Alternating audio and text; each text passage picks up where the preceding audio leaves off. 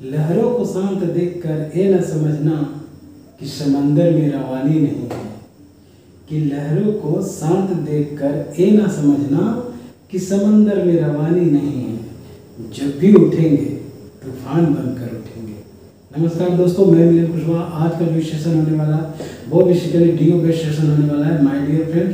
तो इस सेशन में आज हम लोग समझते हैं कि डीओ लेटर लिखने का जो सबसे सटीक फॉर्मेट है वो क्या है, किस तरह से डीओ लेटर लिखा जाता है, कहाँ कहाँ लोग मिस्टेक करते हैं, ताकि हम उस मिस्टेक से बच सके, उस एरर को हम अवॉइड कर सके और एग्जामिनेशन में हम लोग मैक्सिमम मार्क्स सिक्योर कर पाएँ। तो dear friends, don't kill the time and let's begin.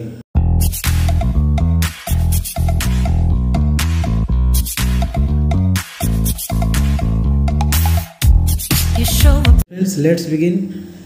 यहाँ पर जो डीओ लेटर का जो सबसे पहला जो फॉर्मेट होता है वो उसे कैसे लिखते हैं देखते।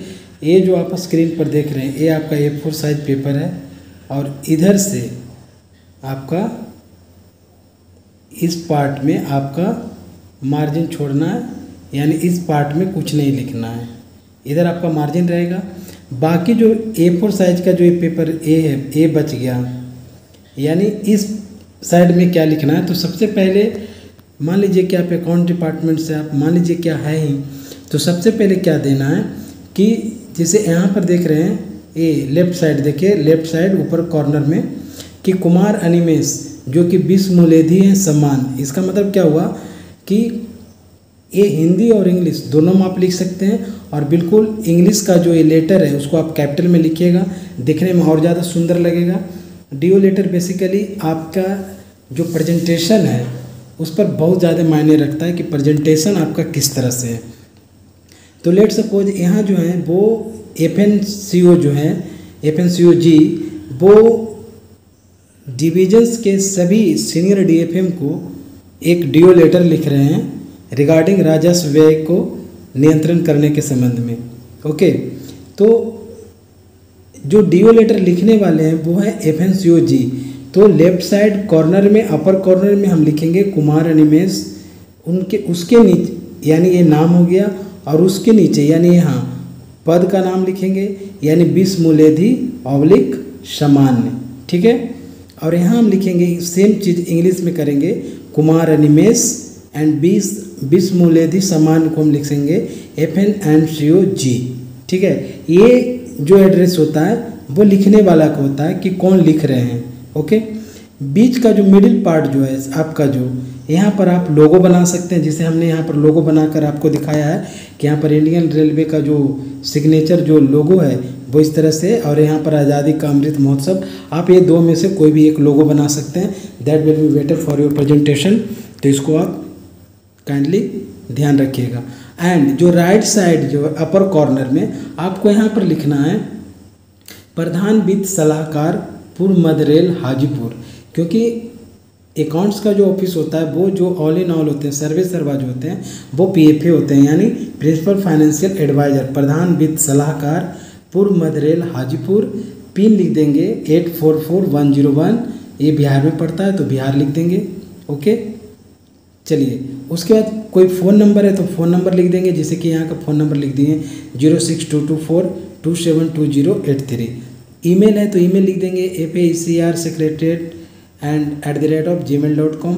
अब ये यहाँ से तक का पार्ट आपका हिंदी का पार्ट हुआ। अब इसी सेम चीज़ को आपको इधर नीचे बढ़ते रहना है और इसको इंग्लिश में लिख देना है। जैसे इसको क्या लिखेंगे, office of the principal financial adviser east central railway Hajipur, pin 844101 Bihar. Phone number लिख देंगे 06224272083 एंड ईमेल FAECR@gmail.com। यहाँ पर क्या किए कि ए वाला जो पार्ट है, इस पार्ट जो हिंदी में लिखा हुआ है सेम चीज़ इधर हमने उसको इंग्लिश में लिख दिया, ठीक है। ये आपका प्रेजेंटेशन की बात हो गई। ओके, तो चलिए यहाँ तक आपने समझ गया कि हमने फॉर्मेट किस प्रकार से करना है।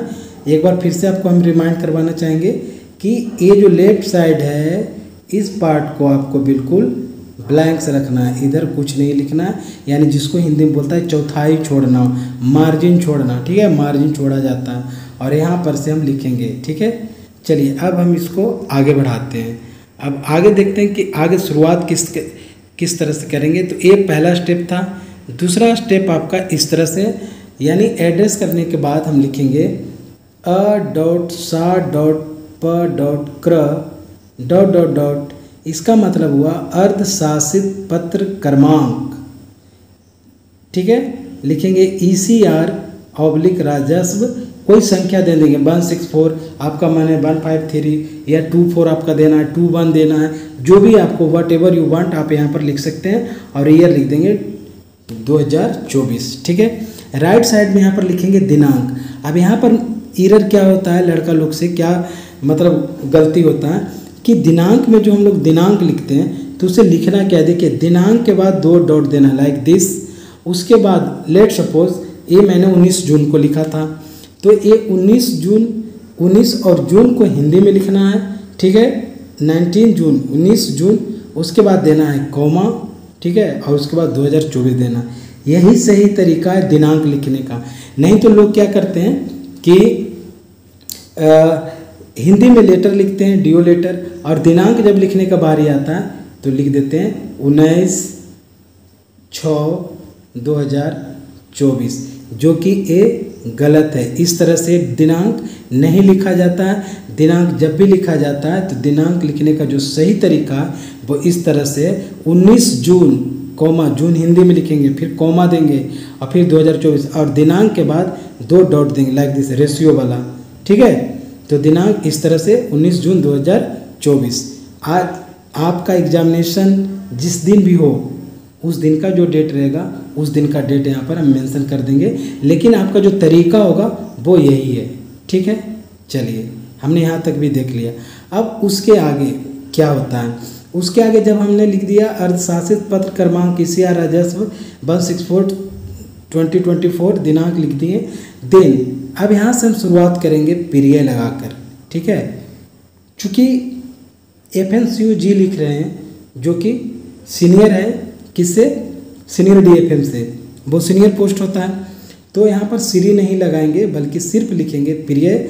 और चूँकि सारे डिवीज़न को हम FNCU-G जो हैं वो सारे डिवीज़न को डियो लेटर लिख रहे हैं, तो मान लीजिए कि यहाँ पर 5 डिवीज़न है, आपके जो जोन है उस जोन में 5 से ज़्यादा डिवीज़न भी हो सकता है, 5 से कम भी डिवीज़न भी हो सकता है।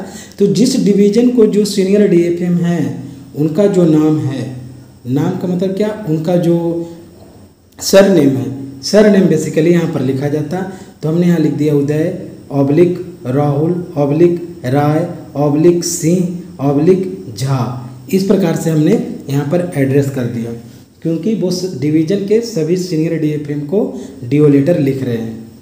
जनरली आपको सिखाया जाता है कि FNCU-G जो है वो जैसे कि दानापुर डिवीज़न के सीनियर DFM को डियो लेटर लिख रहे हैं, या फिर समस्तीपुर डिवीज़न के सीनियर DFM को लिख रहे हैं, या फिर सोनपुर डिवीज़न के सीनियर DFM को लिख रहे हैं। लेकिन यहाँ पर आपका जो केसेज है कि नहीं, FNCU-G जो है वो जोन के सभी डिवीज़न के सीनियर DFM को डियो लेटर लिख रहे हैं, तब उसको कैसे लिखा जाता है वो यहाँ चीज़ देखिए। तो यहाँ पर हमने सभी को एड्रेस कर दिया, ठीक है। देन हम विषय लिखेंगे। विषय में क्या लिखेंगे, राजस्व व्यय पर नियंत्रण करने के संबंध में। जैसा कि हमने आपका टॉपिक बता दिया था कि ये जो डियो लेटर लिखा जा रहा है वो राजस्व व्यय पर नियंत्रण के संबंध में जोन के सभी डिवीज़न के सीनियर DFM को लिखा जा रहा है, ओके। फिर यहाँ पर दिखेंगे नीचे संदर्भ। संदर्भ में क्या लिखेंगे, चूँकि संदर्भ आपको मालूम नहीं होगा, लेकिन चूँकि आपका टॉपिक है राजस्व व्ययों पर नियंत्रण के संबंध में, तो ये संदर्भ में लिखाएगा आपकी मासिक प्रगति रिपोर्ट माह अप्रैल, मई और जून, 2024। ये आप संदर्भ में दे दीजिएगा, ठीक है। तो सबसे पहला जो पॉइंट था वो एड्रेस का था, फिर हमने अर्धशासित पत्र संख्या लिखा, फिर पीरियड करके जिनको हम लिख रहे हैं उनको संबोधन करना है, ओके। फिर विषय लिखना है और फिर संदर्भ लिखना है। इस तरीके से यदि आप अपना फॉर्मेट तैयार करते हैं तो जो एग्जामिनर होंगे वो खुश होकर पूरे दिल खोल कर मैक्सिमम मार्क्स आपको देंगे, इतना मान लीजिए, ठीक है। और अब हम इसमें आगे जो उसका पार्ट है, जो बॉडी का जो मेन स्ट्रक्चर, उसको लिखना शुरू करेंगे, ठीक है। शुरुआत कैसे करेंगे, देखिए, मैं आपका ध्यान लगातार बढ़ते राजस्व व्ययों की ओर आकर्षित करना चाहता हूँ। आपके मासिक प्रगति रिपोर्ट से ज्ञात होता है कि पिछले 3 माह से आपके मंडल से राजस्व व्ययों में लगातार वृद्धि हो रही है। जो मेन पॉइंट था, मेन जो थीम था इस लेटर का, उन्होंने इसमें दिखा दिया कि मैं आपका ध्यान लगातार बढ़ते राजस्व व्ययों की ओर आकर्षित करना चाहता हूँ। आपके मासिक प्रगति रिपोर्ट से ज्ञात होता है कि पिछले 3 माह से आपके मंडल से राजस्व व्ययों में लगातार वृद्धि हो रही है, ठीक है। और यहाँ पर दूसरा जो तरीका है सही लिखने का वो है, यहाँ तक मैटर मेन मैटर हो गया। अब देखिए, यहाँ पर से जब दूसरे पार्ट को लिखेंगे तो यहाँ लिखेंगे 2। ये फर्स्ट पैरा था, और फर्स्ट पैरा में यहाँ पर 1 नहीं लिखा जाता है, बल्कि इसको छोड़ दिया जाता है। जब आपका पहला पैरा समाप्त हो जाए, तब आप जब सेकेंड पैरा स्टार्ट करें तो 2 लिख दें, 2 और एक डॉट दे दें और फिर आगे बढ़िए। लगभग सभी मांगों में व्यय अनुपातिक आवंटन राशि से अधिक हो रहा है, जो एक गंभीर स्थिति है।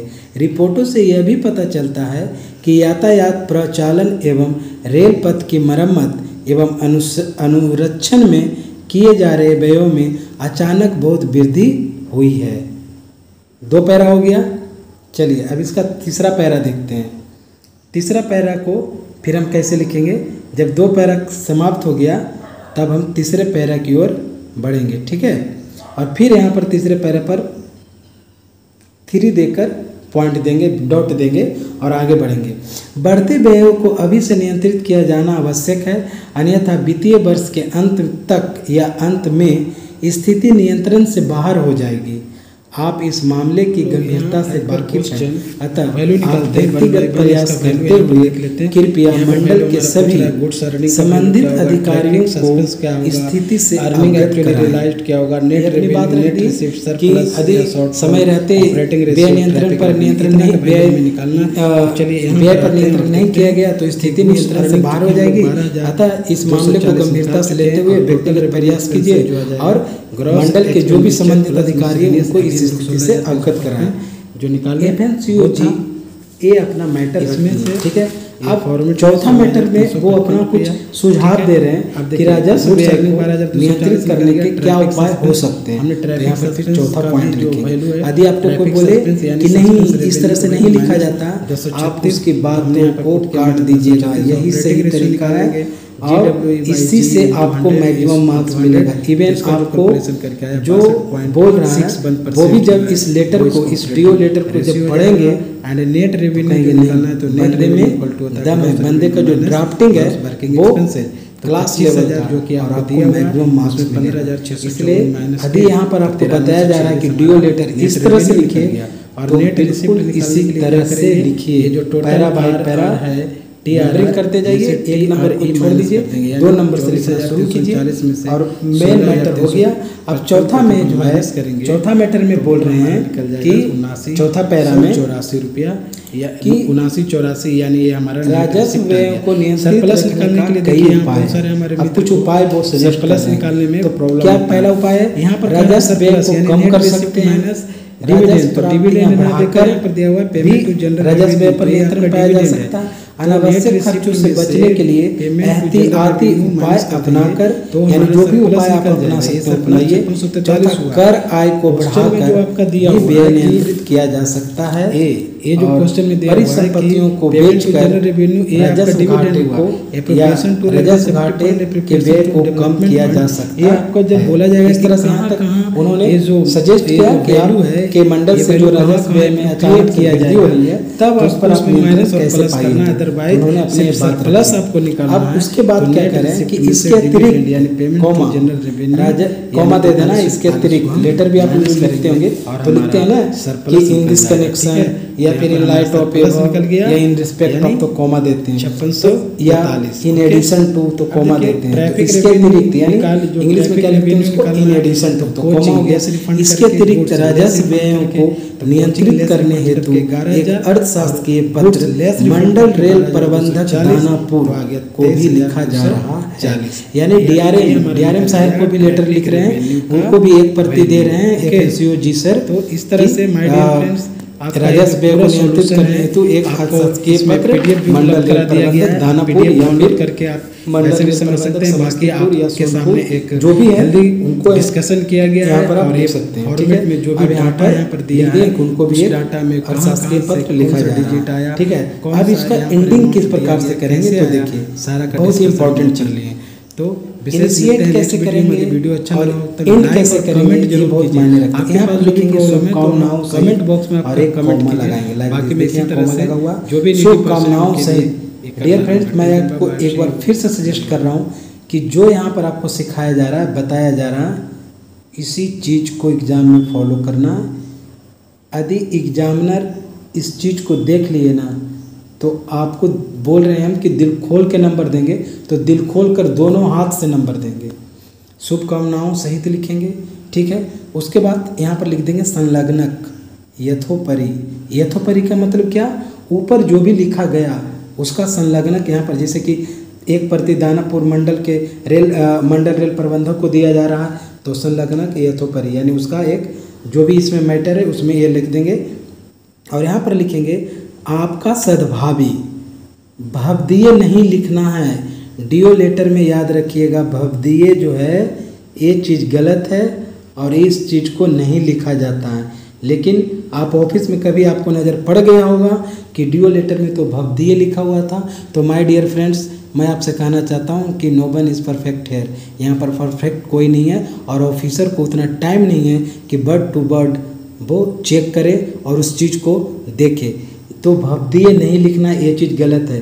तो ऐसे में क्वेश्चन होता है कि सर भवदीय नहीं लिखेंगे तो क्या लिखेंगे, तो भवदीय ना लिखकर आप लिखेंगे आपका सद्भावी, या आप लिख सकते हैं भवननिष्ठ। क्या लिख सकते हैं, भवननिष्ठ, लाइक दिस, इस प्रकार से क्या लिखेंगे, भवननिष्ठ, या फिर आपका सद्भावी। ठीक है, और नीचे हो जाएगा कुमार अनिमेष। जो सबसे ऊपर में जो जब शुरुआत किए थे तब हम लोग लिखे थे कुमार अनिमेष। कौन लेटर, ये डीओ लेटर कौन लिख रहे हैं, कुमार अनिमेष, जो कि एफएनसीओ जी लिख रहे हैं। ठीक है, तो यहाँ पर कुमार अनिमेष और यहाँ पर थोड़ा सा गैप दे देंगे, साइन करने का जगह होता है। ठीक है, यहाँ पर आपको साइन नहीं करना है, सिर्फ यहाँ पर अंडर ब्रैकेट लिख देंगे कुमार अनिमेष। ठीक है, आगे बढ़िए। अब इसके जस्ट